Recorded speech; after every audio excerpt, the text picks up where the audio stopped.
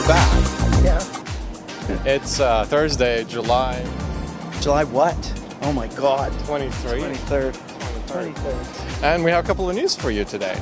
So, actually last week I forgot to mention about WPC. One of the things about WPC is that Microsoft announced E5. For SharePoint, for Office 365, they have E1, E3. I don't even know if they have E1, but they have E3 subscription. They have E4, and now they have E5. And E5, the biggest thing they're going to have is Cloud PBX. Cloud PBX. So you can... That's pretty cool, right? Yeah, very. So you can have your office switchboard, phone switch. So, basically, that means that Microsoft is hosting numbers. Yeah. Phone numbers, and you can have your own conference. I don't know how the payment and everything is going to work out. That is way better. Think about a small company. Forget a small company, just a modern company. Yeah. The PBX is the most painful part of setting up your business, is setting up that. And with Microsoft, you can bet that it's just going to be click, click, next, and it's done. Yeah. Yeah. So that's going to be available in general availability before the end of 2015. So wow. In a few months. Wow. And there's some intricacies around that, how that's going to work. So that's actually one of the things I wanted to mention. And what happened this week also is on Monday, Microsoft announced a whole bunch of things, but they announced, as always, but they announced Visual Studio 2015. Visual Studio 2015, actually I downloaded it and I tried to stay awake to figure out what it does. Yeah. And it does quite a lot of good things. And what differences are you seeing then? So mainly it's focused on debugging. It's focused on deployment to the cloud and working with multi-platform mobile devices. So basically, but I installed it, and then basically how they support the mobile devices, like development for Android and Apple, you code in Visual Studio and it's kind of deploying to all the other platforms, is they use Xamarin. I'm not familiar. So Xamarin is there's actually, it's a third-party company, it's a platform, right? And basically all Microsoft did is integrate it with Xamarin. Oh, okay. So now you create a new mobile, Android project, and it just it actually prompts you to download Xamarin. So if Microsoft's going to the cloud, when is Visual Studio? Why do you have to download Visual Studio anymore? Well, when is that going to be cloud only? So I don't have to stick it on my machine. I think it's going to be hard because it's kind of the same thing as native apps, right? The same reason why they didn't do Ribbon for Visual Studio, because it'll be just freaking horrible. Right. They just want that experience of responsiveness and stuff like that. Right. So, however, the cool thing about it is... my prediction, Satya Nadella is going to take that to the cloud. I really think he will try. He's going there. Yeah. He will try. But here's what he's doing. So that's one of the changes. And there's things like emulator and standard coding improvements, boring stuff that, if you work in .NET, you see some improvements in .NET. If you were a SharePoint developer, you see some SharePoint improvements. However, important, cool thing, I don't think that was like that, is the next one, is the Community Edition. They're going to have a Community Edition. Of what? Visual Studio, and it's free. It's free. And so there was few editions of Visual Studio before. Right.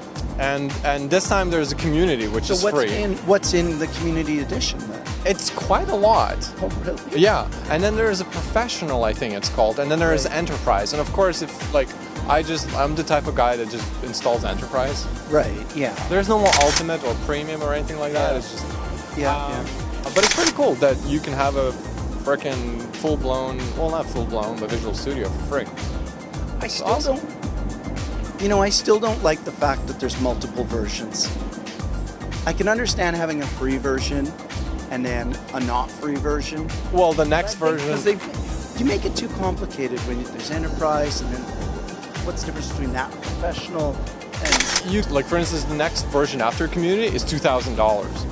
And then the version after, which is a team or enterprise, it's I think 5,000. Anyway, don't quote me on that, but I'll post a link and you guys will see. So that's something I wanted to share. What about you?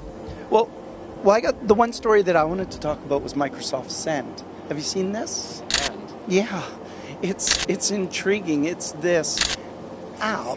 It's an app, and it piggybacks off of email, but there's no subject line and there's no signature. So it looks like Slack or like Link. But the stuff comes through in your Outlook. Or it can come through in the standalone app. Okay. So I don't even, well, first of all, what? I don't know why they're creating it. Yeah, you can get an app. No, in I believe on your desktop it's in Outlook. Oh, okay. But there is an app for it, and the first app that they came out with, iOS.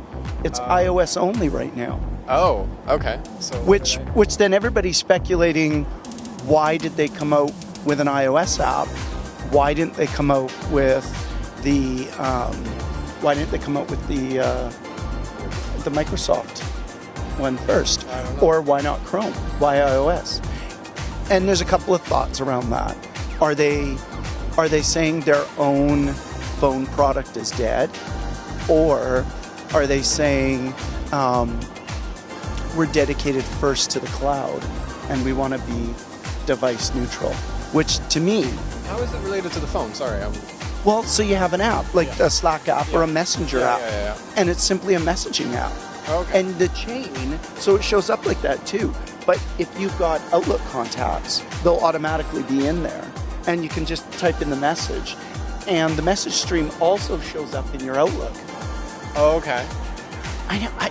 I'm having a hard time finding how this fits in with Link and Skype for Business.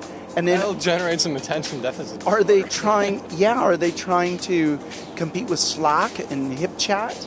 And I use Slack all the time. And maybe, it might be some beginnings of something. I actually think it might be the beginnings of something serious. They're going to bake it into Power BI. They're going to bake it into desktop. And so there's a lot of...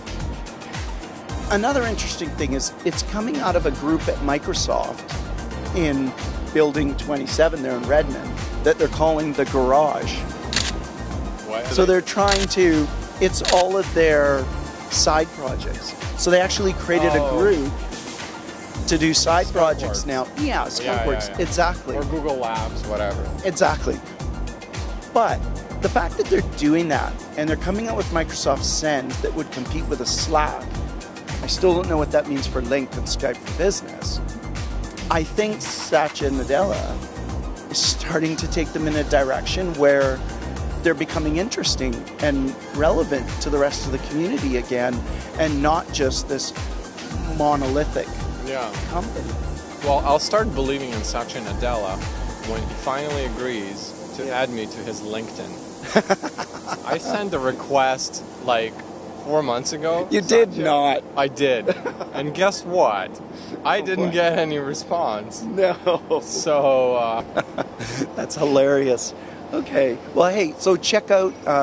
we should put a link or something to show Microsoft Garage and where people can find those beta apps. Send it in. Yeah. And then Microsoft Send. And people tell me, what do you think? What's the difference between that and Link? How does it fit in with the Link product? And are they intending to compete with Slack? Well, it could be, because you know what happened to Skype, right? Skype was Skype, and now it's Skype for Business, is Link. Right. Although I live on a Mac. Oh, yeah. And I still have Skype. My Skype and my Link aren't connected yet. So. No. Anyway. So another kind of a piece of news that I wanted to talk about. So I don't know, this morning I got an email from Uber. Because I used it in Edmonton and Montreal. Yeah. Tomorrow they're going to do ice cream drive. In Vancouver? No, in Edmonton and in Montreal. Oh, really? Yeah. And you know, that got me thinking. Like, first of all, I'm like, that's stupid. I'm like, oh, what? And then I read it and I was like, so basically what they're doing, they're going to be delivering for like $20. They partnered with some ice cream place. And for $20, they're going to... But guess what? They democratized taxi business. Yeah. And now they're going to democratize the food delivery business. Because guess what? What? No, I'm serious. Yep. I think this is, like, if they're not going to do it, I'll send them an email to suggest that. Because what they can do is people can sign up, be like, dude, I'll be dropping off food at your doorstep. Like, I don't care. Yeah. Right? Yeah. People will sign up for. We had that in Vancouver. We had we had a couple of companies. Is it working? Eat Bank or Yeah, no, there was a few things. I've even signed up for this company. I forgot Spod, right? Yeah. And it was kind of like, you pay a little bit more and they deliver it at your doorstep. You give them a key and everything. Yeah. But if you can democratize it and make it lesser of the. That's a loud train. That's a loud frickin' train. Oh my God. We didn't ask him. How come you didn't ask him? You needed to ask him to blow the horn. Don't you do that? I know. Blow the horn. So anyway, I'm not going to talk a lot about it, but I think that could be real business. Here's a problem I have with Uber. The only time I tried to use Uber, I was at South by Southwest. And the lineup for the taxi was like so long, I couldn't even see the end. Yeah. So I go on Uber. Yeah. And they wanted like a ridiculous sum of money to Really? drive. Yeah. Oh, Uber yeah, was of so course. overpriced. Well, because it was. But Ron, I'll show you and I'll post it. I'll show. I ordered Uber car like in the middle of a park in Montreal while I was in Montreal a couple of weeks ago. Yeah. In the middle of the frickin' park, and I didn't have to explain directions, where I am, anything. And guess what? What? Last week I took a taxi from the airport, and in a city where you can take Uber from the airport. Right. And I just took a photo, and you will see that photo. But look at the amount of machinery that's inside an average driver car. There's the radio. Yeah. There's the meter. There is the their cell phone. There's the payment machine. Yeah. There's the counter of like the mileage counter, and there's what's this last thing? GPS is an add-on on the time. GPS is not even included. You have to get your own GPS. Where Uber replaced that with a cell phone, and that's it. And you don't have to call it. Like it replaced the call center thing. Like it replaced so much, and it revolutionized. Well, I have yet to use it where the Uber price is reasonable. So. Oh, I used it, and it's reasonable. I think maybe at South by it was just so busy. You're right. It was so busy they took advantage. Yeah, so people were like, "I'll pay anything to drive me." And I heard that people say, "Yeah, that happens all the time." But guess what? Yeah. In the I used it pretty much all the time, and the prices were almost half of what they are in taxi. Oh, really? And you know how taxi drivers always "Oh, I'm sorry, my machine doesn't work," or you have to pay by cash. There is no such bullshit there. Yeah, no, that's the nice thing about Uber, isn't it? You don't even pay. You don't even pay. You just say thank you very much. Awesome. And anyway, it's just so. Regardless, all the controversy about Uber. In terms of taxi business, they will. I bet you anything, they will revolutionize the business of food delivery. And you know what? If they didn't think about it, I'll pitch that idea. And you first heard it here. But I think they should. That ice cream, maybe that's an experiment. Yeah. But I had an idea where people could order coffee to their office. Like Isn't that Amazon? Isn't Amazon? Can you do that? I don't know. Oh shoot, my notes fell out. But anyways, that's actually the last notes that I had. Sorry, I just dropped a bunch of litter. So I'm using paper notes because someone told me that my cell phone looks ugly on camera. What? And I should use conventional medium, so I'm using that. No, we need an iPad then. There we go. Okay. Anything else, Ron? No, that's it. That's it. Go check out Microsoft Garage. Yeah, we'll post it. Try Send, along with the 3 million other products you use. And Uber democratizing.